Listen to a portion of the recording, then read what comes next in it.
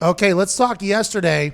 Let's talk about what happened yesterday with this New England Patriots news, where a person who was wearing a Patriots polo was caught recording the Bengals sideline while allegedly doing a content piece called "Do Your Job" with an advanced scout. What are you hearing? What do you know? How do you feel about it? Well, let's start with the last question first. I don't feel good about this at all. If any other team had done this, I feel like we would be reacting in a very similar manner. People are like, oh, we're only reacting like this because this is the Patriots. Can you imagine if when Hugh Jackson was 0-15 and about to be 0-16, a scandal came out that he was filming other teams' benches and signals to try to prevent himself from losing and going 0-16. I mean, we would still be talking about this regardless of who it relates to. But for the Patriots, the problem is they have precedent. And so we can't necessarily take what they say at face value. So when they come out and they argue that, oh, this is just part of a show and everything was above board, I think that we need to keep digging. And that's why it's good that we've got reporters there doing the research and coming up with more information to the story, because if we were to trust the first reports that broke, some of which were from ESPN, like there was a lot, even Adam Schefter, like just immediately sweeping this under the carpet, covering this up, taking the Patriots' position that this was nothing, there's nothing to see here, this was just a show that they're recording, and it's completely normal, they had permission to do so. But we've since uncovered more that actually what the Patriots were doing is they were filming a show called Do Your Job in the press box of a advanced scout, and kind of like what a day in the life of this guy's job, and I'm sure they were filming in various different locations. Reportedly, they interviewed this guy before the game.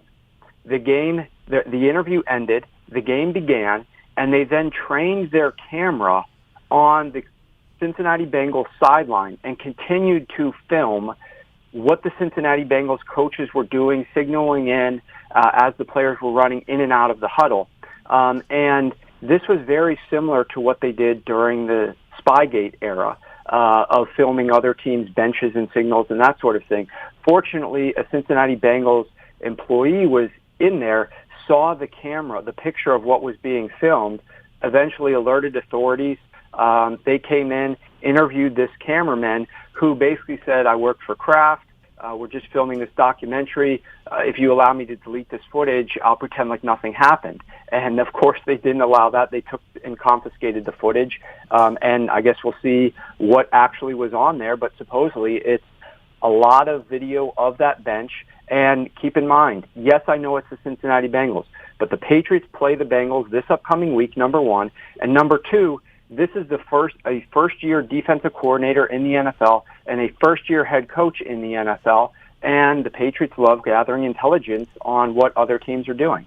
Whoa, Warren! I want to let you know, I'm a naive guy. Okay, I like to take people at their word. I just think there's a lot more good in people than bad in people, no matter what could have potentially allegedly happened in the past. Rob Ninkovich told me that Kraft Productions is a completely different operation than that of the New England Patriots football team. What is the similarities? Because I saw this floating around on the internet. I didn't get to dive in deep enough into the Business Insider. What are the similarities between this situation and what had happened in Spygate back in the day? Well, what happened in Spygate back in the day is that the Patriots had a highly complex system to record opposing signals. And what they would do is they would have a camera trained on the sideline, and then it will cut away to like the game time, how much time was left in the game, and then it would film like a cheerleader or something like that. And basically they had a very elaborate thing set up in advance so that if they were busted, if they were caught, they would make up an excuse like, oh, we're just filming this for a documentary, or we're just filming this for some other thing. And so they had excuses set up well in advance of this during the original Spygate.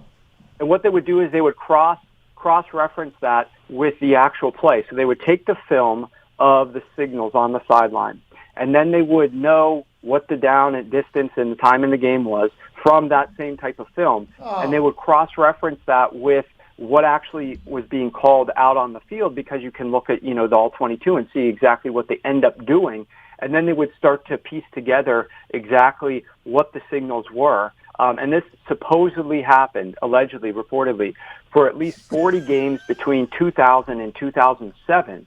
And one other thing to tack onto this is that one of the reasons, allegedly by ESPN, when they dove into all of this, the Deflategate suspensions and penalties, which seemed over the top to a lot of people, were influenced and made more strict and stringent because Roger Goodell was very hasty and incomplete with his handling of Spygate. Supposedly, the Spygate scandal was covered up by Goodell to protect the image of the NFL and as a favor to Kraft, who recently got Goodell promoted to commissioner.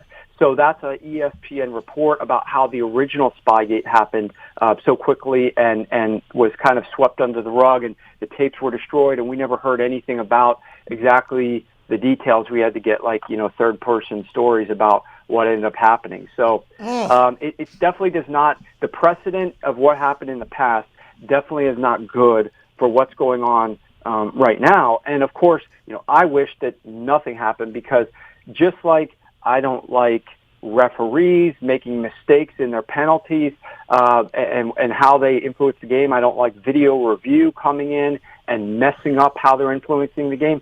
What I want in the NFL, when I'm watching it, when I'm analyzing it and studying it, and I work for some teams in the league, is I want to see as clean a game as possible without any outside influences or factors in this game. I just want to see Team A, Team B go up against each other. Whatever happens, happens, but I don't want bad calls to influence something, and I certainly don't want impropriety or cheating getting involved as well. So that's why I really have a distaste for things like this, and I of course hope that it comes out that nothing ended up happening, but we'll just see. All right. A lot to digest there.